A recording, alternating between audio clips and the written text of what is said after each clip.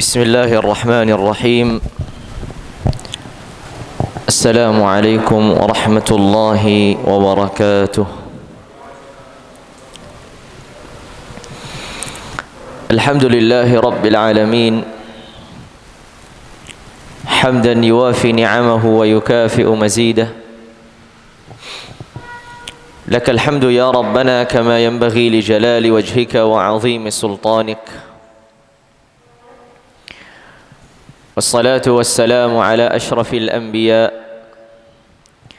وإمام الأتقياء سيدنا وحبيبنا وقدوتنا محمد وعلى آله وصحابته والتابعين ومن تبعهم بإحسان إلى يوم لقائه. ثم أما بعد، فاللهم إنا نسألك بأسمائك الحسنى وبصفاتك العلى، ونسألك اللهم باسمك الأعظم الذي إذا دعيت به أجبت وإذا سئلت به أعطيت. نسألك اللهم أن تغفر لنا ذنوبنا وتستر عيوبنا وتكفر عنا سيئاتنا. اللهم اغفر لنا ما قدمنا وما أخرنا وما أسررنا وما أسرفنا وما أعلنا وما أنت أعلم به منا. أنت المقدم وأنت المؤخر وأنت على كل شيء قدير. اللهم إنا نسألك علما نافعا ورزقا طيبا وعملا متقبلا. اللهم علمنا ما ينفعنا وانفعنا بما علمتنا وزدنا علما وعملا وهدى وتقا وصلاحا وإيمانا يا ذا الجلال والإكرام، إنك أنت على كل شيء قدير وبالإجابة جدير. Jamaah sekalian yang dirahmati dan dimuliakan Allah Azza wa Jal, alhamdulillah pada malam hari ini kembali diberi kemudahan oleh Allah Azza wa Jal untuk bertemu untuk membahas kisahnya Abu Bakar As-Siddiq radhiyallahu taala anhu wa ardah, yang mana pertemuan ini hanya melanjutkan pertemuan atau dua pertemuan yang lalu. Ini adalah pertemuan yang ketiga tentang kisahnya Abu Bakar As-Siddiq radhiyallahu taala anhu wa ardah, di mana pada pertemuan yang terakhir kita selesai mengisahkan tentang upaya dan usaha Abu Bakar As-Siddiq radhiyallahu taala anhu wa ardah untuk berhijrah ke negeri Habasyah. Di saat kita mengetahui bahwasanya ada sebagian sahabat-sahabat Rasulullah sallallahu alaihi wasallam berhijrah ke negeri Habasyah, Abu Bakar As-Siddiq radhiyallahu taala anhu arda ingin menyusul mereka seorang diri. Tapi kemudian dikejar oleh seorang yang bernama Ibnu Dughunnah atau Ibnu Daghinnah, yang kisahnya kita sudah sebutkan atau sama-sama kita simak pada pertemuan yang lalu. Pada pertemuan malam hari ini insyaallah azza wa jal akan mengisahkan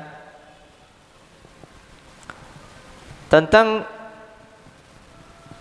perjalanan hijrah Abu Bakar As-Siddiq radhiyallahu taala anhu arda bersama Rasulullah sallallahu alaihi wa ala alihi wa sahabatihi wasallam.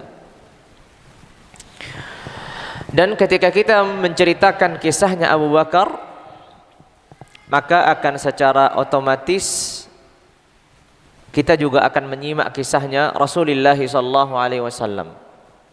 Mengapa? Karena peristiwa hijrah Abu Bakar As-Siddiq radhiyallahu taala anhu ardah adalah bersamaan dengan hijrahnya Rasulullah sallallahu alaihi wa ala alihi wa sahabatihi wasallam. Sedikit mundur ke belakang, ada salah satu peristiwa yang penting di dalam sirah nabawiyah, yaitu peristiwa yang dikenal dengan Al-Bai'ah Al-Aqabah Ats-Tsaniyah. Bai'ah Aqabah Ats-Tsaniyah, Bai'ah Aqabah kedua,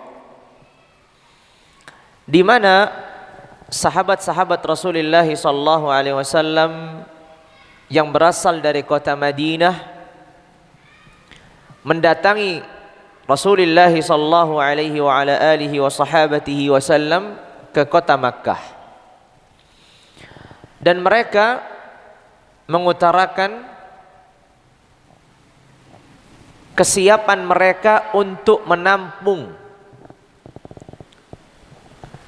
untuk menolong Rasulullah sallallahu alaihi wasallam jikalau beliau pergi bersama mereka ke Madinah.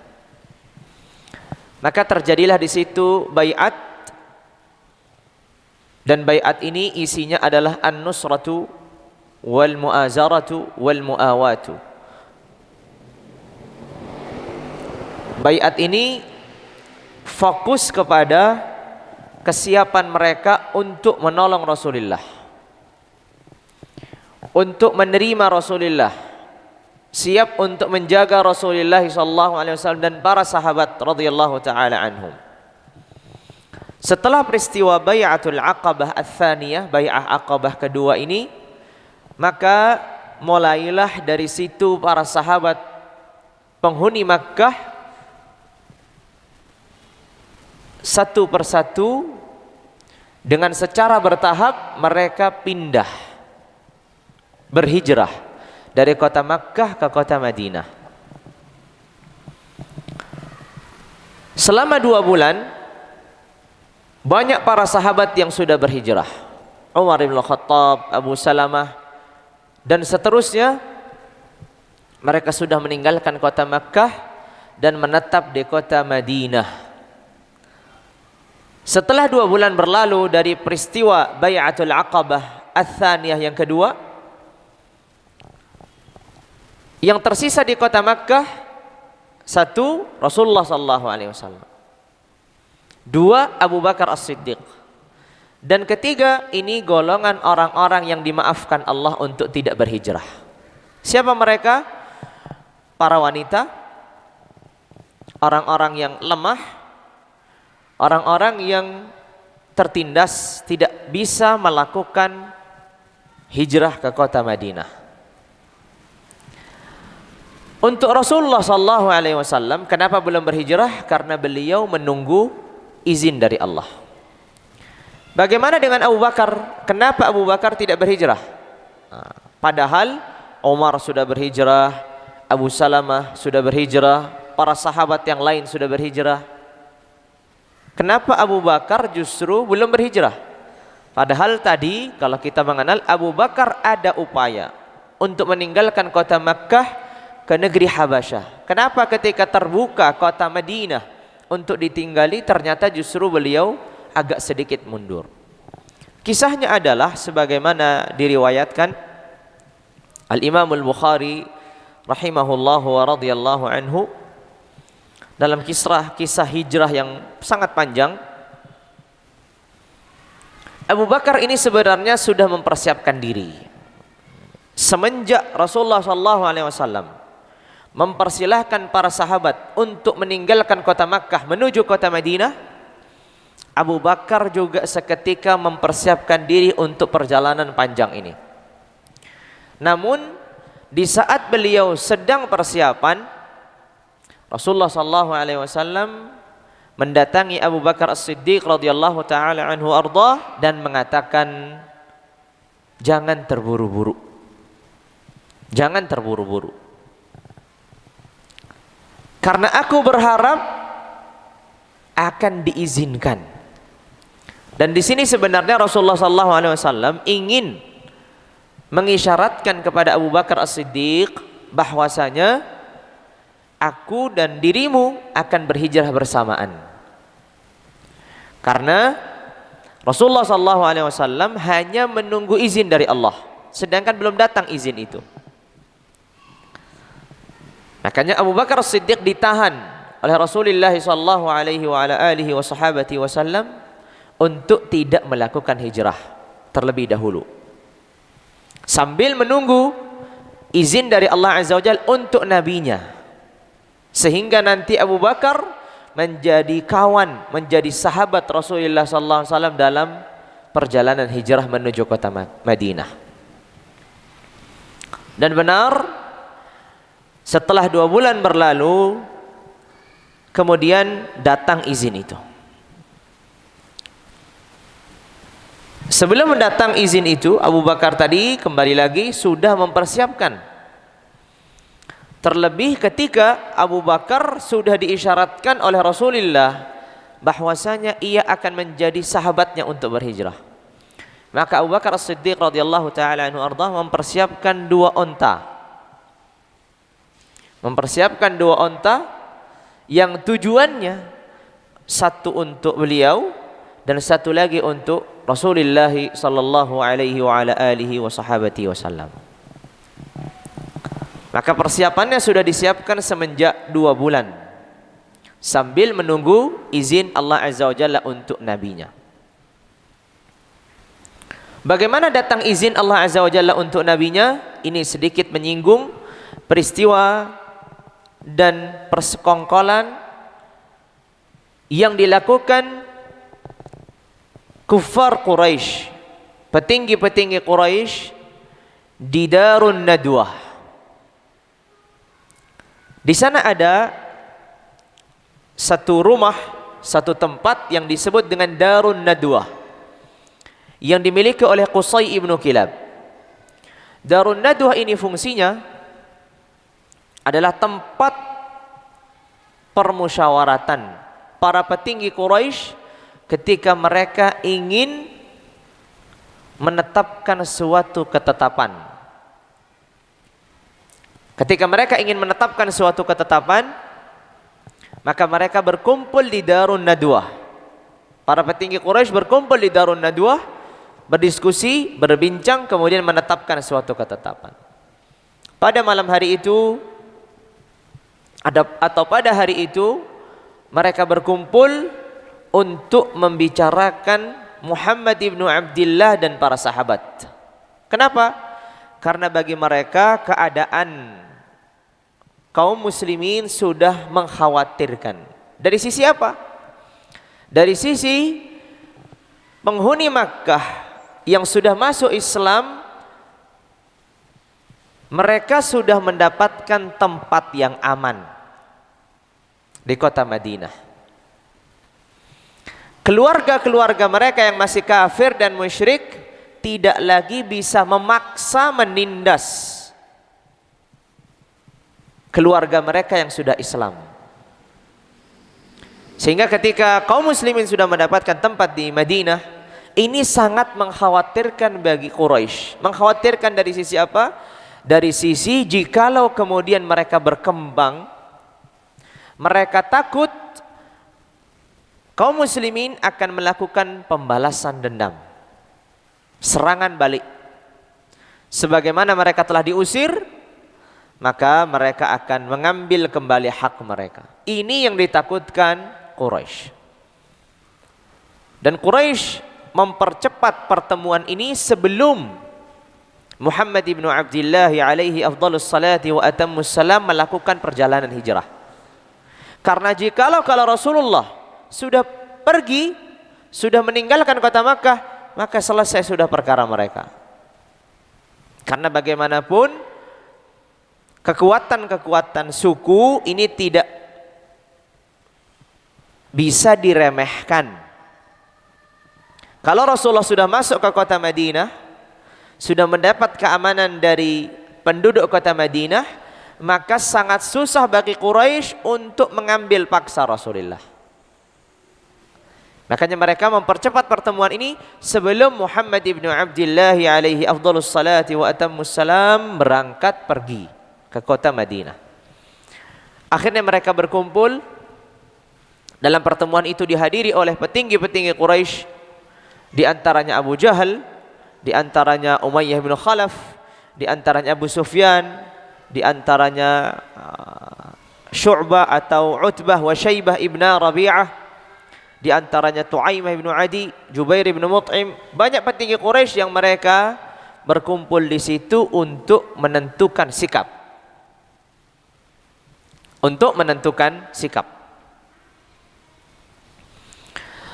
Kemudian di saat mereka memulai diskusi, musyawarah, konspirasi yang ingin mereka lakukan, datang seorang yang mereka tidak mengenal, tidak dikenalnya. Siapa ini? Dikatakan bahwasanya ini adalah iblis.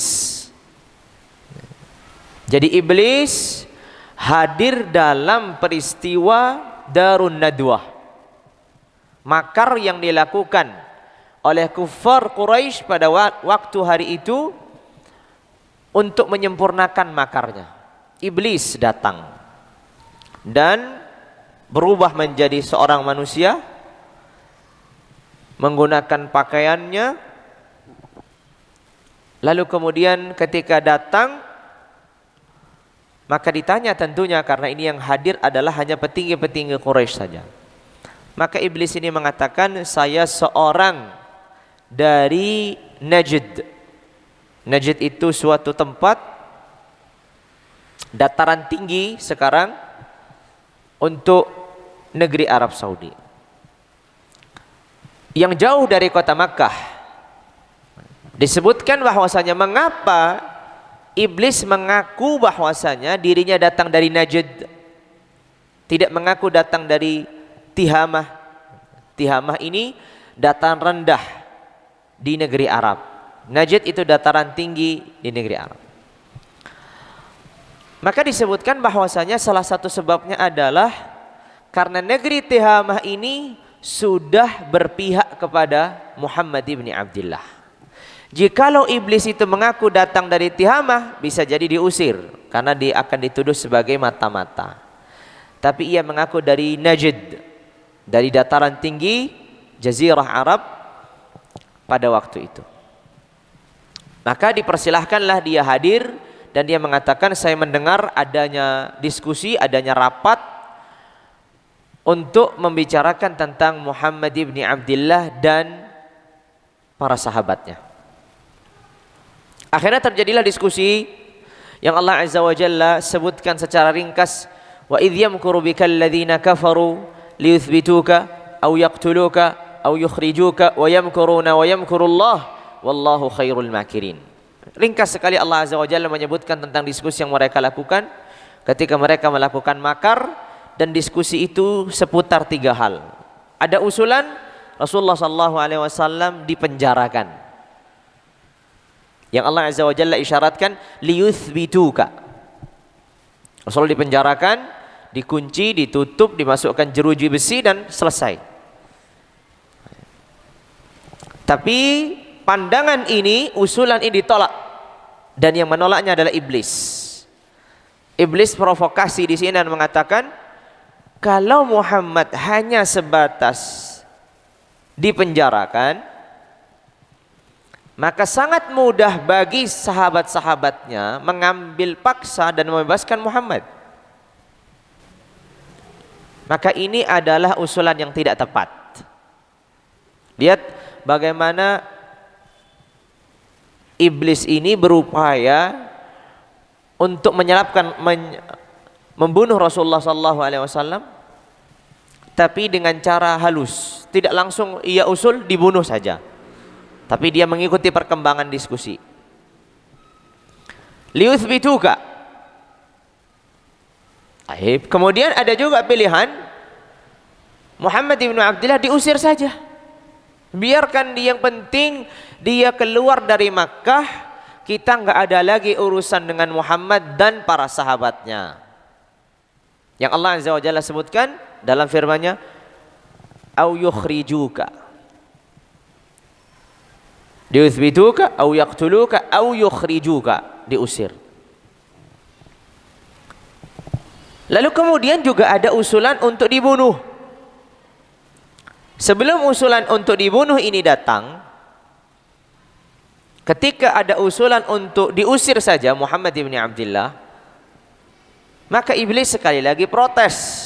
Kata iblis, kalau Muhammad ibnu Abdillah diusir, maka sangat mudah bagi para sahabatnya untuk menolongnya, menjaganya, dan mereka akan kembali merebut kekuasaan kalian dari tangan-tangan kalian.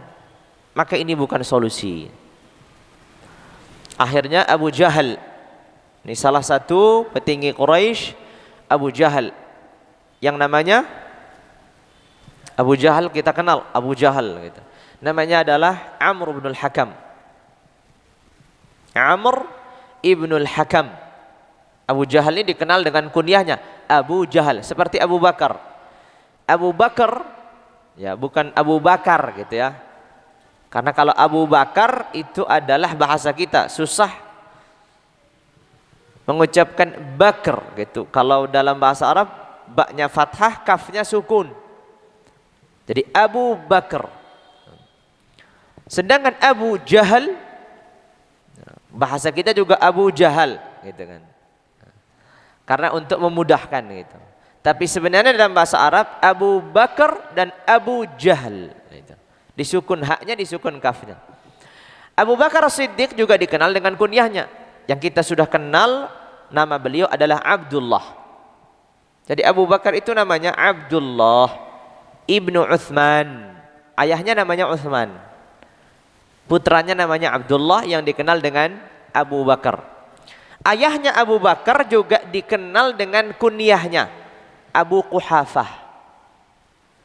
Jadi Abu Bakar namanya Abdullah, ayahnya Abu Bakar namanya Uthman, dikenal dengan kunyahnya Abu Quhafah. Abu Quhafah. Kembali lagi kepada usulannya Abu Jahal. Abu Jahal tadi yang bernama Amr ibn al-Hakam.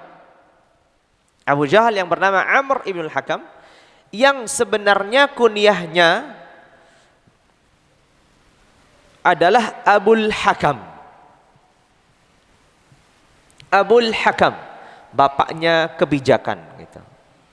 Tapi karena Abu Jahal ini orang yang sangat banyak melakukan makar kepada kaum muslimin, maka kaum muslimin pada waktu itu menyebutnya dengan Abu Jahal.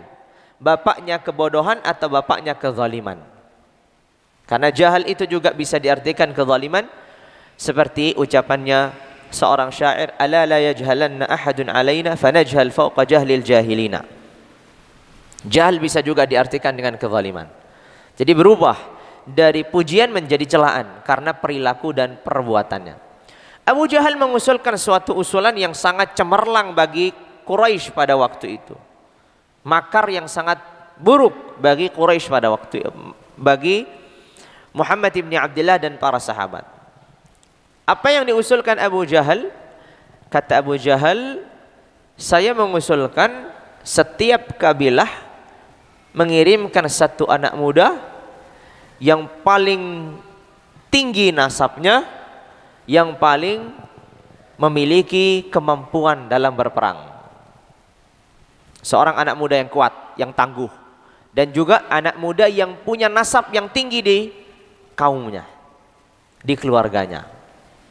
Sehingga kata Abu Jahal, jikalau nanti keluarganya Muhammad ibnu Abdillah menuntut, tidak mungkin dia akan memerangi seluruh kabilah yang ada, dan mereka akan rela dengan diberinya diyat. Karena diyat pada waktu itu sebelum Islam sudah ada. Jadi diyat ini salah satu ketentuan sebelum Islam yang ditetapkan oleh Islam juga. Jadi dibenarkan oleh Islam. Apabila seorang terbunuh salah atau tidak sengaja, atau sengaja kemudian terjadi perdamaian dan diminta diyat, maka ini ketentuan di dalam Islam begitu. Maka ini adalah usulannya Abu Jahal, dan yang kemudian diterima oleh siapa? Diterima oleh petinggi-petinggi Quraisy. Akhirnya mereka mempersiapkan anak-anak muda, termasuk Abu Jahal, karena beliau pada waktu itu masih muda, termasuk juga Umayyah ibn Khalaf, termasuk juga petinggi-petinggi Quraisy yang lain yang mereka masih usianya muda dan punya kedudukan di kaumnya. menghunuskan pedang mereka, mempersiapkan diri mereka jikalau terjadi apa-apa. Akhirnya mereka mengepung rumahnya Rasulullah sallallahu alaihi wasallam. Ketika setelah mereka memutuskan keputusan itu, Rasulullah sallallahu alaihi wasallam mendapatkan kabar dari Jibril. Quraisy telah memutuskan 1, 2, 3, 4, 5. Selesai. Di sini Ibunda Aisyah radhiyallahu taala anha wa ardhaha yang pada waktu itu masih usianya kecil, sekitar usia 8 tahun atau 7 tahun, menceritakan peristiwa ini. Kata Ibunda Aisyah radhiyallahu taala anha dalam satu riwayat, kata beliau radhiyallahu taala anha, tidak ada hari-hari yang kami lalui kecuali Rasulullah sallallahu alaihi wasallam itu mengunjungi kami di pagi hari dan di sore hari. Tiap hari Rasulullah datang ke rumahnya Abu Bakar. Pagi datang, sore datang, pagi datang, sore datang, terus. Nah, di sini menunjukkan Rasulullah sallallahu alaihi wasallam memiliki kedekatan dengan Abu Bakar As-Siddiq radhiyallahu taala anhu ardhah lebih daripada yang sering kita bayangkan. Kalau setiap hari itu ibaratnya bertemu bukan hanya sekali, 2 kali, pagi sore, pagi sore. Mungkin ada yang bertanya, kenapa enggak Abu Bakar aja yang mendatangi Rasulullah? Kenapa Rasulullah yang mendatangi Abu Bakar? Maka jawabannya seperti dijawab oleh Al-Imam As-Suhaili rahimahullah di Ar-Raudhul Unuf, mengatakan bahwasanya sebagian mengatakan karena ketika Rasulullah SAW yang mengunjungi Abu Bakar, resikonya itu lebih ringan ketimbang Abu Bakar yang mengunjungi Rasulullah. Resiko di mana? Resiko di perjalanan. Karena kita mengenal pada waktu itu masa-masa penindasan. Kalau Rasulullah Muhammad ibnu Abdullah memiliki kabilah yang cukup tangguh, yang kuat, terpandang. Abu Bakar juga demikian, tapi tentu tidak seperti Muhammad ibnu Abdullah Al-Hashimi. Makanya itu sebagian ulama menjawab demikian. Makanya Rasulullah SAW yang mendatangi Abu Bakar As-Siddiq di pagi hari, di sore hari. Tapi setelah keputusan itu keluar, yang terjadi di Darun Nadwah, Rasulullah SAW mendatangi rumahnya Abu Bakar As-Siddiq di waktu siang hari. Maka Ibunda Aisyah melihat, Asma radhiyallahu taala anha juga melihat Muhammad ibnu Abdullah alaihi afdhalus salati wa atammus salam menghampiri rumahnya Abu Bakar di waktu siang, dan ini di luar keadaan beliau. Maka Abu Bakar ketika mengetahui, Abu Bakar langsung siap dan mengatakan kepada keluarganya, Rasulullah SAW tidaklah datang di waktu ini kecuali perkara yang sangat penting. Kemudian Rasulullah SAW dipersilahkan masuk, dan di rumah itu hanya ada keluarga kecilnya Abu Bakar. Keluarga kecilnya Abu Bakar, putrinya tadi Abu Bakar dan Rasulullah SAW. Rasulullah SAW masuk di kamarnya Abu Bakar, dipersilahkan untuk duduk. Kemudian Rasulullah SAW meminta Abu Bakar untuk mengosongkan kamar.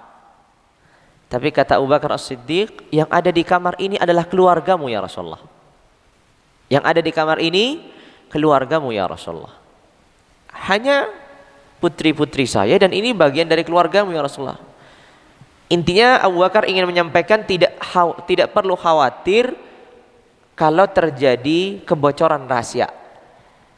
Akhirnya Rasulullah SAW mengatakan, udzina li bil hijrah, telah diizinkan bagiku untuk berhijrah. Kata Abu Bakar, as-suhbah, sahabatnya Rasulullah. As-suhbah, maksudnya, apakah aku juga dijadikan sebagai sahabatmu? Iya, engkau dijadikan sebagai sahabatmu.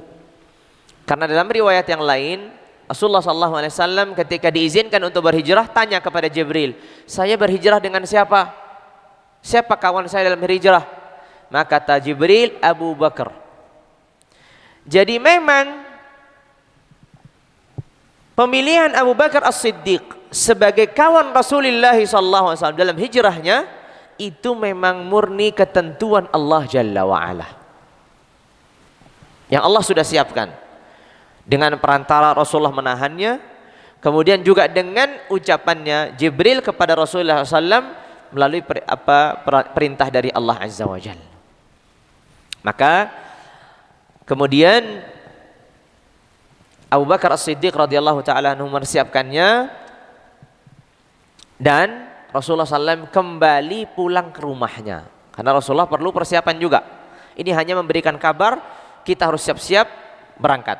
Abu Bakar sambil menunggu didatangi Rasulullah, maka Abu Bakar mempersiapkan segalanya, termasuk nanti siapa yang menjadi penunjuk jalan, siapa yang menjadi kawan mereka, karena mereka mungkin membutuhkan bantuan dan bekal dan seterusnya. Abu Bakar mempersiapkan itu sambil menunggu Rasulullah SAW kembali menghampiri Abu Bakar di rumahnya. Rasulullah SAW kembali ke rumahnya menyelesaikan perkaranya. Kenapa? Karena Rasulullah SAW sekalipun beliau orang yang didustakan oleh kufar Quraisy, tapi sebagian Quraisy masih mempercayai beliau sebagai orang yang sangat amanah, sehingga banyak titipan-titipan masih dipegang oleh beliau. Bayangkan, bisa saja bagi Rasulullah SAW meminta kepada Allah, meminta izin kepada Allah, ini Quraisy mau membunuh saya, boleh enggak saya mengambil harta mereka yang sudah dititipkan? Kan bisa bagi Rasulullah demikian, tapi Rasulullah tidak lakukan.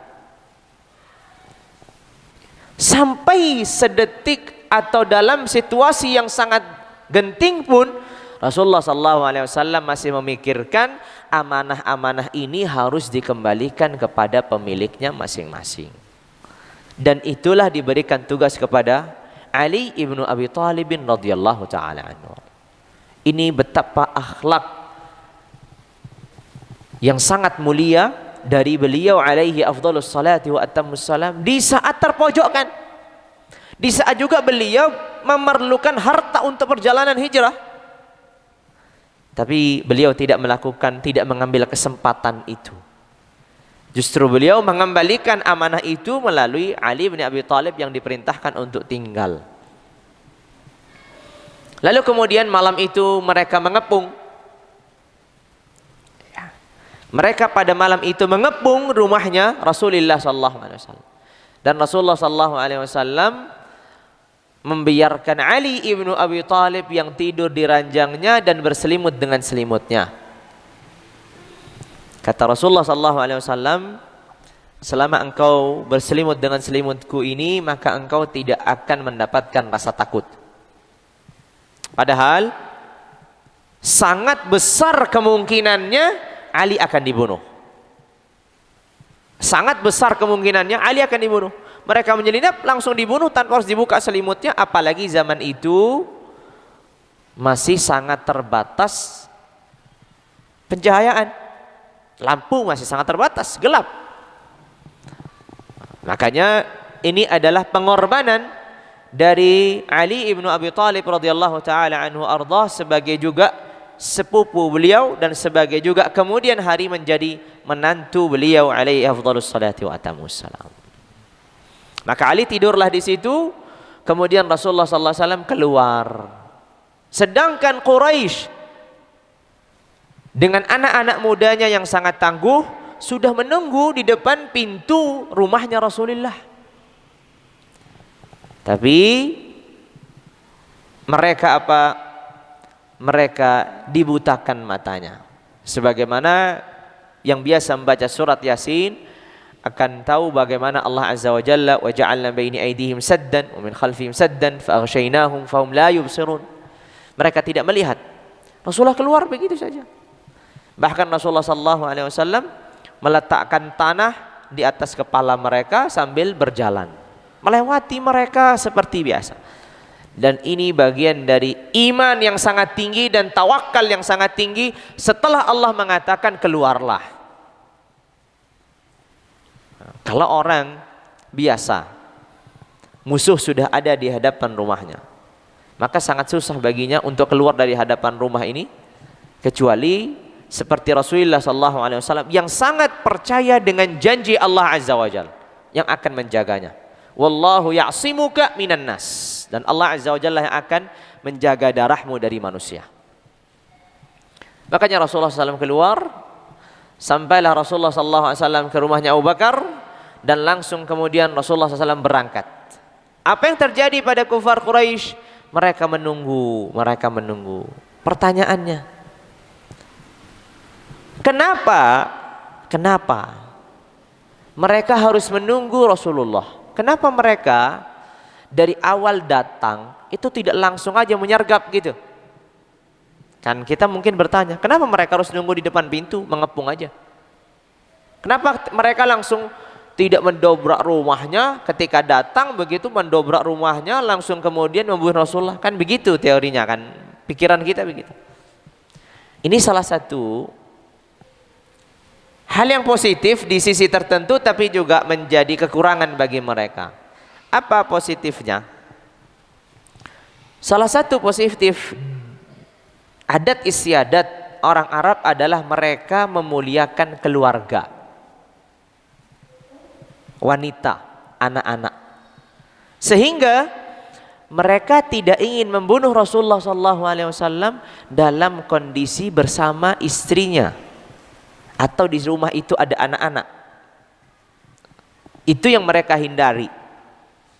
Tapi justru ini menjadi celah untuk kemudian Rasulullah SAW diberi jalan oleh Allah Azza wa Jalla untuk melewati mereka. Dan ini tentu juga ketentuan Allah Azza wa Jalla bagi mereka. Karena bisa saja orang yang sudah jahat, mereka akan melakukan segala hal, sekalipun itu menabrak adat istiadat. Tapi memang mereka tidak lakukan. Mereka menunggu Rasulullah SAW sampai malam begitu. Sudah semakin sepi, kalau di awal malam kan masih ada keluarganya yang bangun, mereka datang akan membunuhnya dengan menyelinap, habis itu langsung pergi tanpa dilihat siapapun. Itu tujuan awalnya. Ternyata setelah Rasulullah SAW berhasil pergi meninggalkan dan posisi masih malam, datang seorang, dikatakan orang ini iblis gitu. Ya, lagi-lagi menyerupa sebagai manusia biasa dan datang mengingatkan mereka. Ngapain saja kalian di sini gitu? Kami menunggu Muhammad untuk mempersiapkan diri membunuhnya. Muhammad sudah keluar melewati kalian. Enggak mungkin, itu dia masih di dalam. Karena mereka melihat dan mengintip bahwasanya masih ada orang yang tidur di atas ranjangnya, yang itu Ali bin Abi Thalib radhiyallahu taala anhu. Maka kemudian iblis ini mengatakan, kalau kalian tidak percaya, coba aja lihat di atas kepala kalian itu ada pasir atau ada debu yang mana Muhammad ibn Abdullah letakkan sambil ia berjalan meninggalkan kalian. Akhirnya mereka mengambilnya, memeriksanya, ternyata benar ada debu, ada pasir di atas kepala mereka. Tapi pada waktu itu di sebagian riwayat menyebutkan gitu.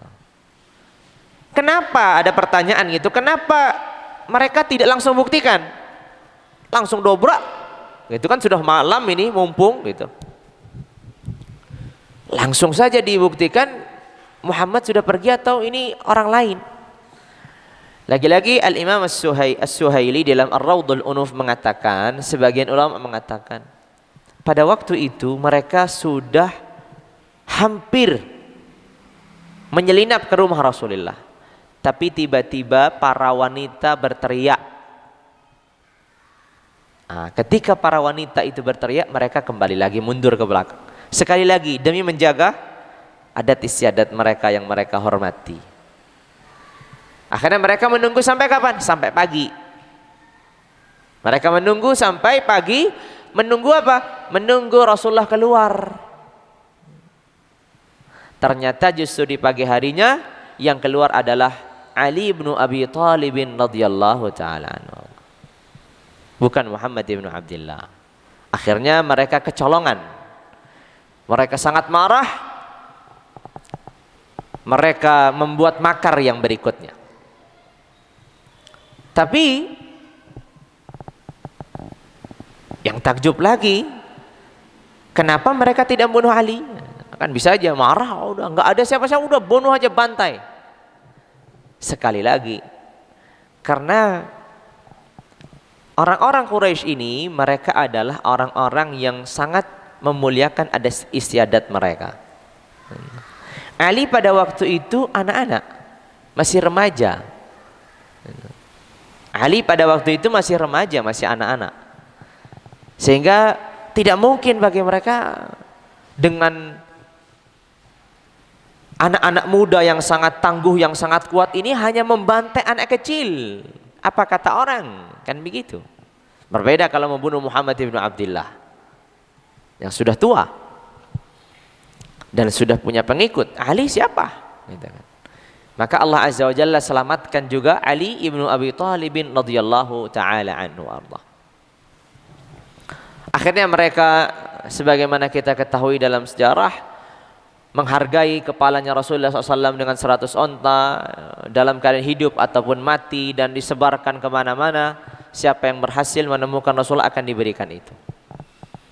Kembali lagi kepada Rasulullah SAW dan Abu Bakar, karena fokus kita sebenarnya kepada Abu Bakar As-Siddiq.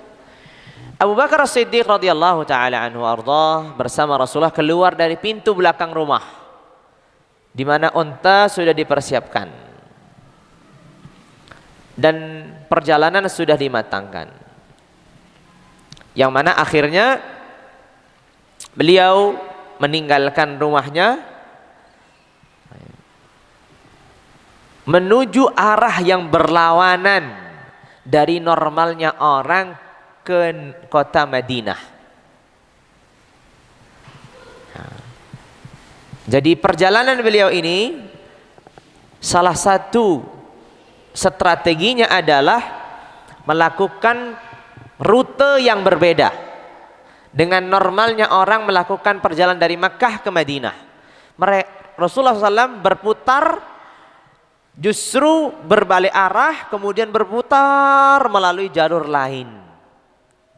Makanya tidak ada yang menyangka demikian. Itulah yang dilakukan Rasulullah SAW dengan Abu Bakar As-Siddiq. Akhirnya mereka memang singgah, sebagaimana kita mengetahui, di suatu gua.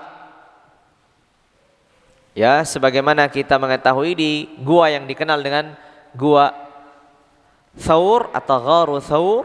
Di situ Rasulullah SAW bermalam 3 malam sambil menunggu perkembangan. Jadi sengaja membuat kesempatan Quraisy untuk putus asa, agar mereka sudah putus asa, pencarian mereka tidak lagi seperti di hari-hari awal. Baru Rasulullah pergi.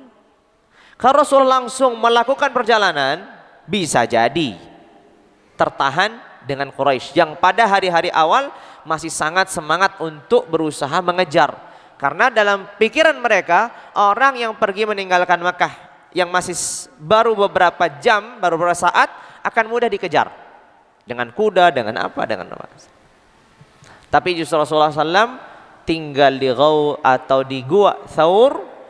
Di situ bermalam beberapa malam, 3 malam bersama Abu Bakar As-Siddiq radhiyallahu taala anhu. Di sini kita kembali kepada sosok Abu Bakar As-Siddiq. Abu Bakar As-Siddiq radhiyallahu taala anhu arda, sesampainya atau sebelum itu, sebelum melakukan perjalanan ke Ghar Thawr atau ke gua Thawr, Abu Bakar sudah mempersiapkan 2 onta. 2 onta.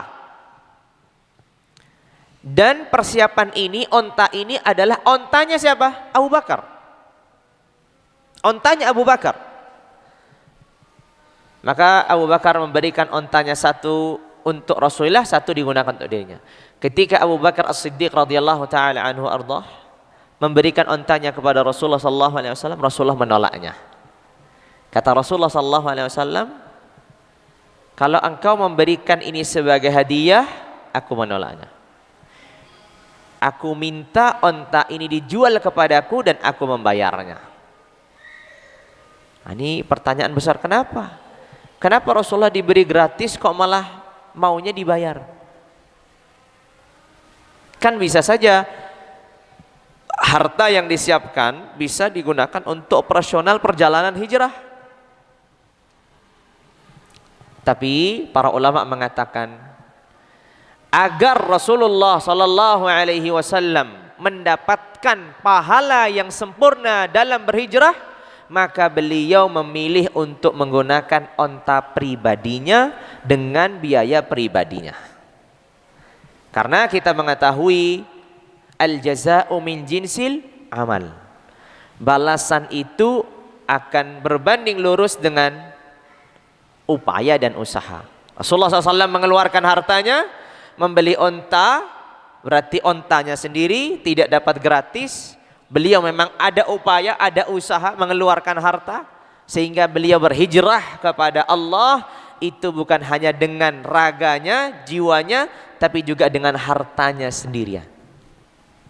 Itu disebutkan oleh para ulama rahimahumullahu tabaraka wa ta'ala wa hafizallahu al-ahya. Sudah waktunya Isya atau belum? Sudah nggih? Adzan dulu nanti kita lanjut. Mungkin begitu. Silakan. Kita lanjutkan.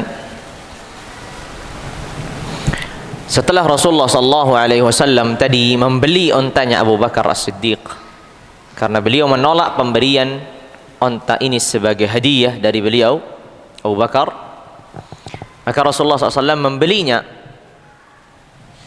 Kemudian Rasulullah SAW bersama Abu Bakar meninggalkan rumahnya Abu Bakar menuju Gua Thawr.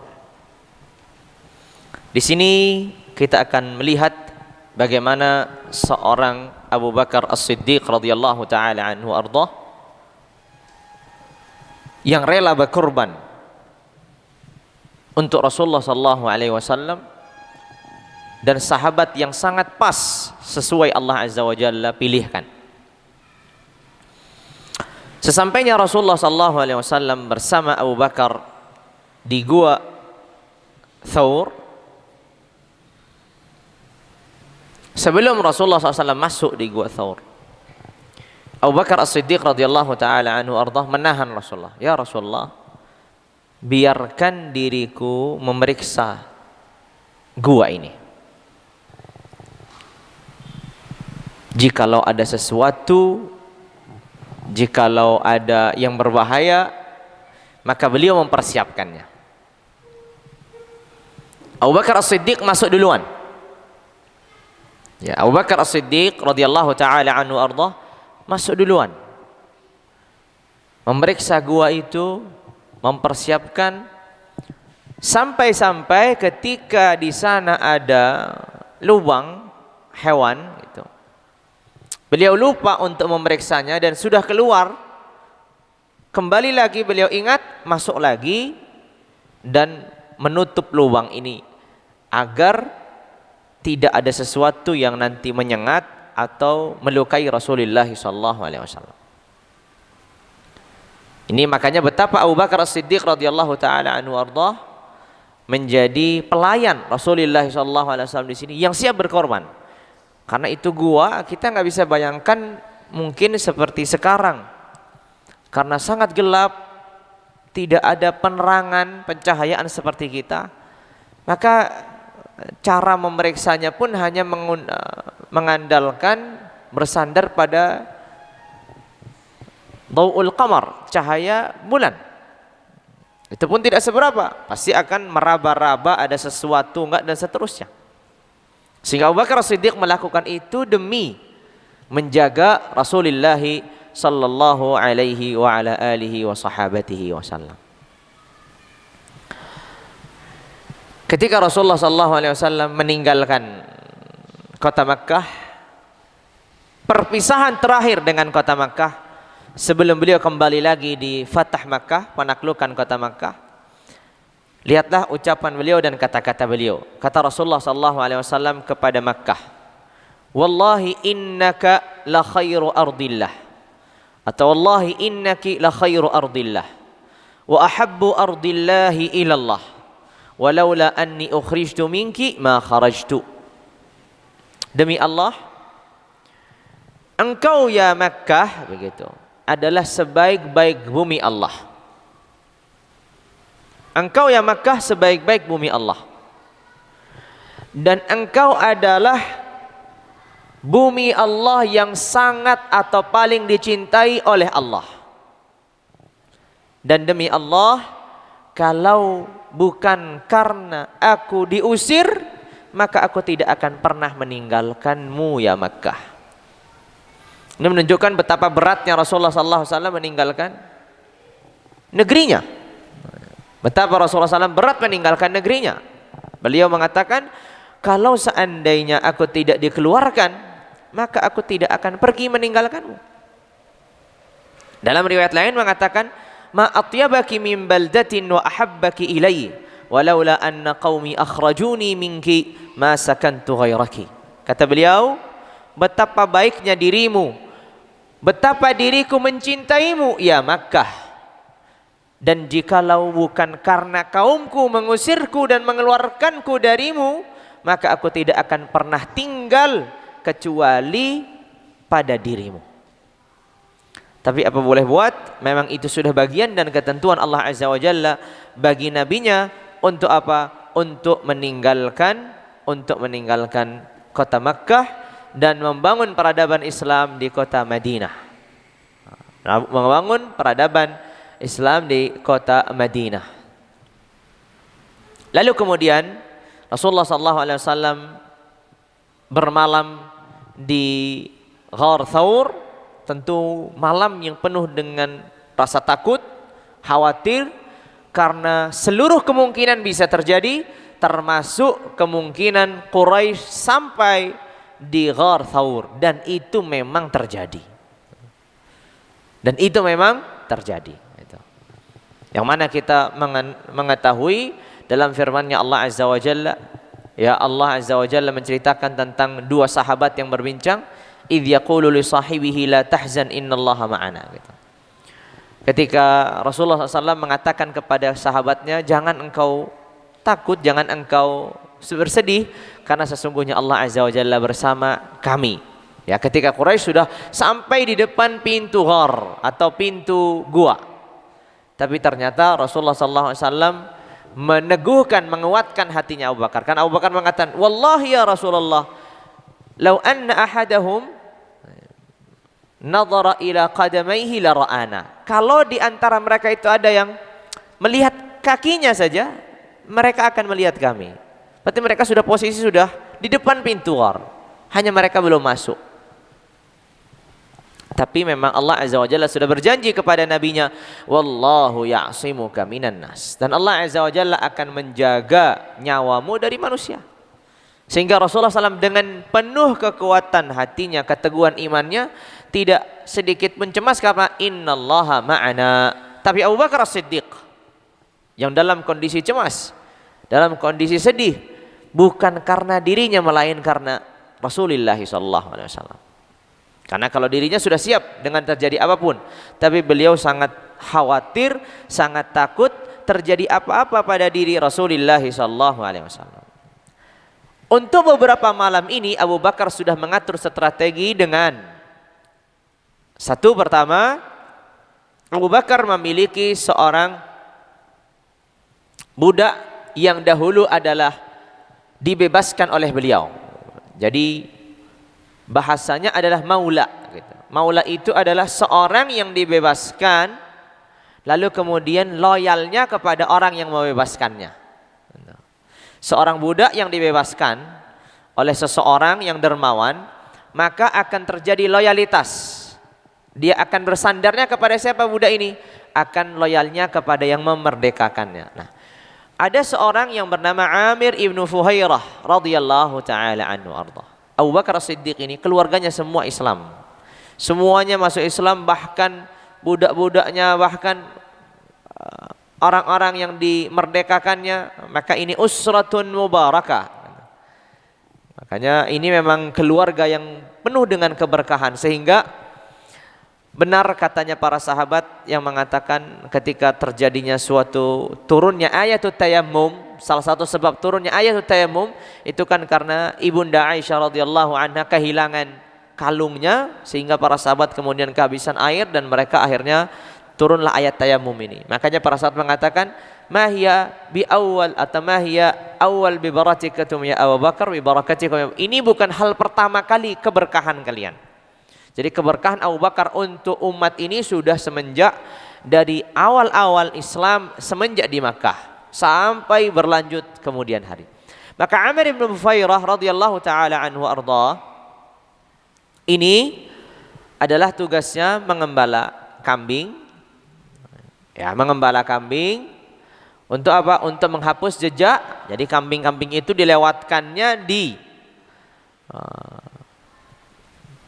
jalan di mana Rasulullah SAW melaluinya dengan ontanya agar menghapus jejak. Jadi dihapus dengan kambing-kambing dan juga memberi susu kepada Abu Bakar As-Siddiq dan Rasulullah SAW. Sedangkan makanannya sudah disiapkan oleh Asma binti Abu Bakar As-Siddiq. Jadi untuk minuman susunya itu yang menyiapkan adalah Amir bin Fuhairah, dan juga dengan menghapus jejak ini. Kemudian juga untuk menghapus jejaknya siapa? Jejaknya sang putra Abu Bakar As-Siddiq radhiyallahu taala anhu arda, Abdullah. Yang pada waktu itu Abdullah ditugaskan untuk memberikan kabar dan perkembangan. Apa perkembangannya di Makkah? Bagaimana peristiwanya Quraisy? Bagaimana apa yang terjadi? Nah, Abdullah ini selalu datang di malam hari, nanti kemudian keesokan harinya paginya Amir ibn Fuhairah dengan kambing-kambingnya menghapus jejaknya Abdullah ibn Abi Bakar As-Siddiq radhiyallahu taala anhu arda. Setiap malam begitu mengabarkan sampai situasi dan kondisi sudah mulai mereda, artinya Quraisy tidak lagi mencari Rasulullah sebagaimana di hari pertama dan hari kedua.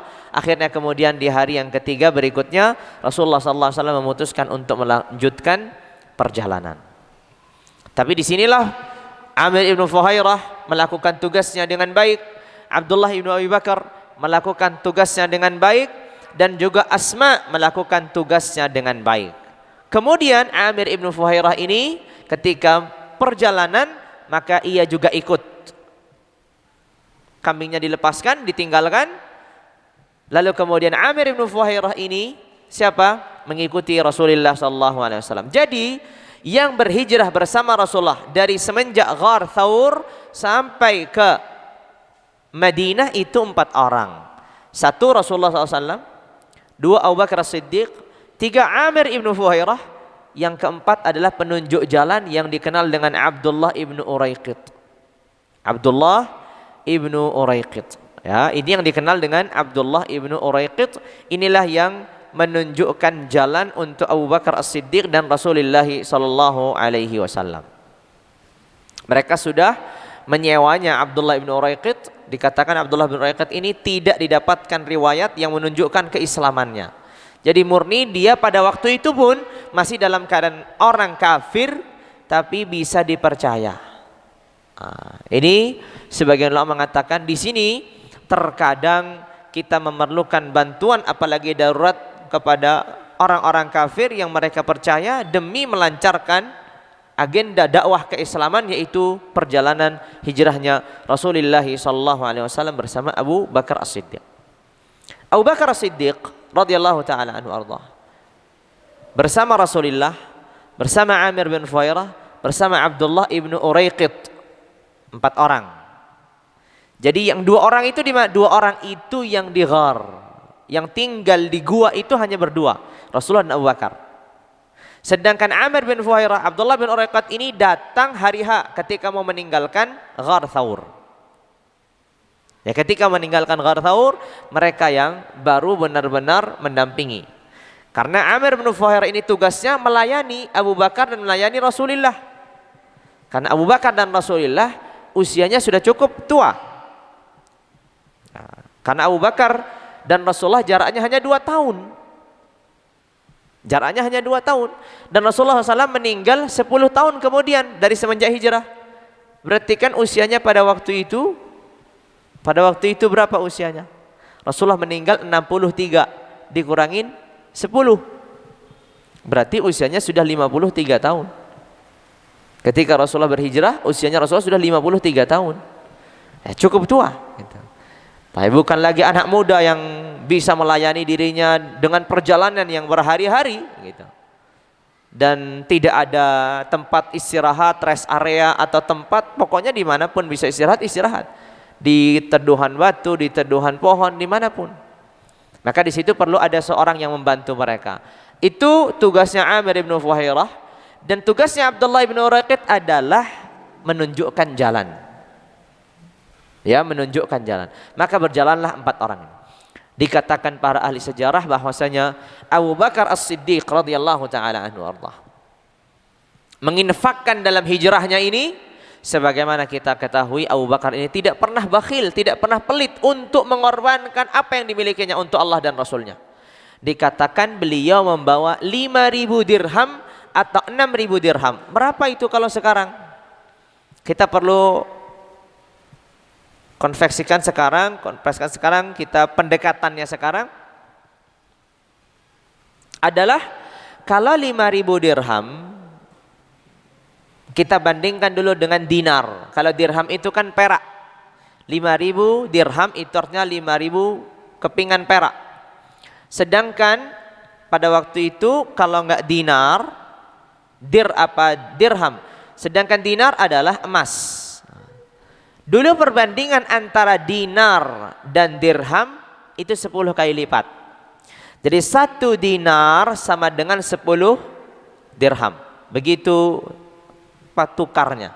1 dinar sama dengan 10 dirham.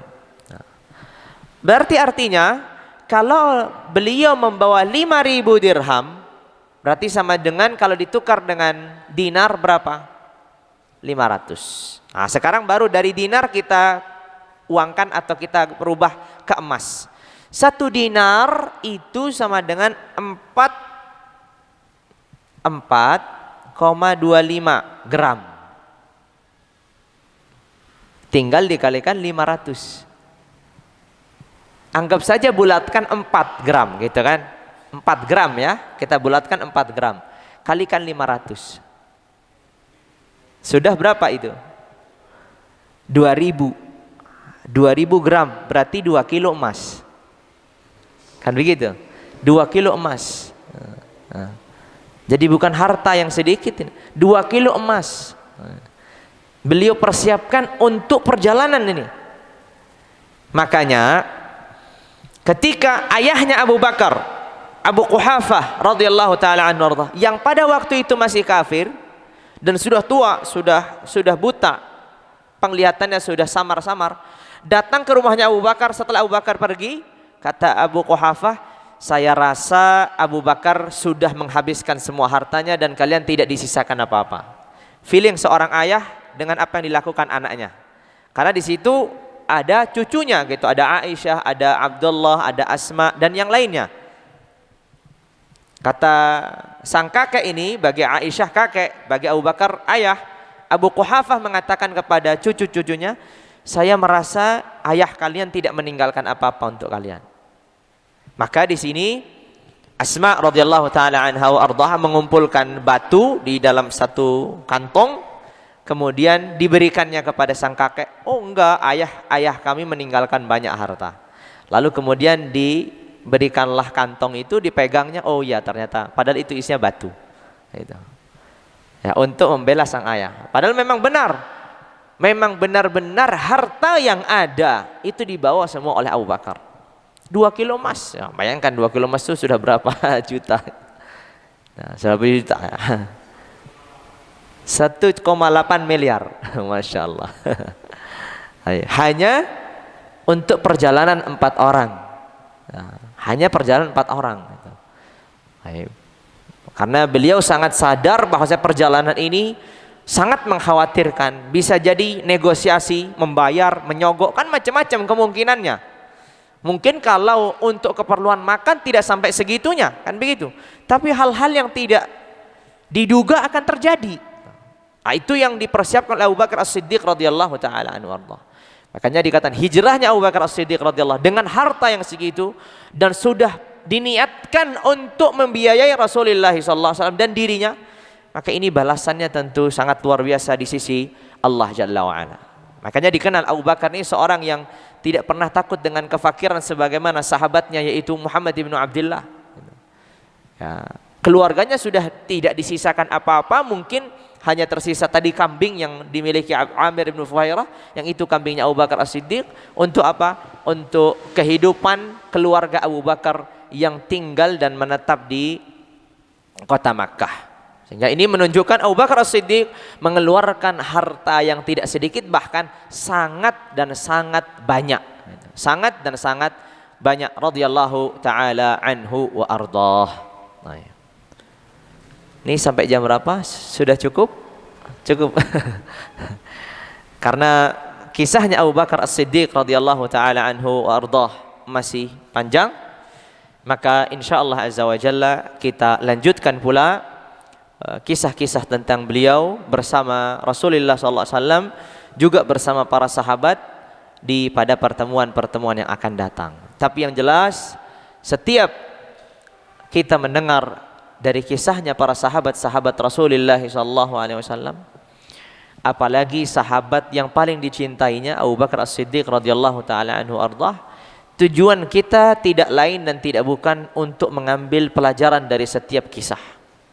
Kedermawanan beliau, pengorbanan beliau, keluarga beliau, keberkahan keluarga yang sangat kompak mendukung dakwah, dan ini sangat penting sekali. Efeknya luar biasa. Itu. Keselamatan Rasulullah SAW sangat bergantung dengan keluarganya Abu Bakar. Jadi hari ini kebaikan apapun yang kita lakukan, orang-orang yang pertama mendapatkan pahala adalah keluarganya Abu Bakar Siddiq. Karena merekalah dan dari jalur mereka Rasulullah SAW terselamatkan. Nah, ini yang mungkin perlu kita menyadarkan diri kita. Betapa tidak terbayangkan ratusan tahun berikutnya orang melakukan keislaman dengan sempurna. Itu salah satu sebabnya adalah penjagaan, penyelamatan, kekompakan yang dilakukan keluarganya Abu Bakar As-Siddiq radhiyallahu taala anhu ardah untuk Rasulullah sallallahu alaihi wasallam. Jikalau Rasulullah tidak ada sahabat, Umar sudah berangkat, siapa Abu Sa'ad ibn Abi Waqqas, Abdurrahman bin Auf, semuanya para sahabat sudah pergi meninggalkannya. Hanya tersisa Abu Bakar saja dan keluarganya. Tidak ada lagi keluarga lain. Maka ini menunjukkan betapa mulia keluarga ini, dan ini juga memotivasi diri kita bagaimana kita juga menghasilkan, mendidik keluarga-keluarga yang siap untuk berkorban untuk agama ini. Karena ternyata pahala yang mereka dapatkan itu sampai sekarang masih mengalir ke alam barzakh mereka. Padahal mereka sudah wafat ratusan tahun. Tapi berkat sebab mereka yang menyelamatkan Rasulullah, maka mereka mendapatkan pahala apapun yang kita kerjakan saat ini. Kita bisa mengenal ibadah puasa ya karena Rasulullah pindah ke kota Madinah. Karena puasa disyariatkannya di mana? Di kota Madinah. Kita bisa mengenal sholat 5 waktu dengan seutuhnya dan sholat-sholat rinciannya nawafil di mana? Rasulullah mengajarkannya di kota Madinah, dan itu berkat lagi penyelamatan Abu Bakar dan keluarganya. Kelihatannya sepele gitu. Di awal-awal mereka sudah selesai, hanya beberapa hari mendampingi, tapi sudah selesai. Tapi ternyata pahala dan amal jariah ini mengalir sampai kubur mereka radhiyallahu taala anhum ardhahum ajma'in. Juga tujuan kita ketika kita menceritakan tentang Rasulullah dan Abu Bakar, harapan kita besar bahwasanya kita ini sedang mengutarakan cinta kita dan ingin membuktikan di sisi Allah Jalla wa'ala, agar Allah Azza wa Jalla menyaksikan, dan siapapun yang hadir pada malam hari ini, jin ataupun manusia ataupun makhluk Allah Azza wa Jalla yang ada, bisa menyaksikan bahwasanya kita memang mencintai Rasulnya dan para sahabatnya. Terutama kita mencintai orang yang paling dicintai oleh Rasulullah SAW, yaitu Abu Bakar As-Siddiq. Dan harapan yang terakhir tentunya, sebagaimana kita mencintai mereka, kita berharap agar cinta kita ini menjadikan sebab diberinya kemudahan oleh Allah Azza wa Jalla untuk dibangkitkan, dikumpulkan, didudukkan bersama mereka di surga Allah Jalla wa'ala. Itu harapan seorang muslim ketika membaca sirahnya Rasulullah sallallahu alaihi wasallam ataupun kisah-kisah sahabat-sahabat beliau radhiyallahu taala anhum wa ardahum ajma'in.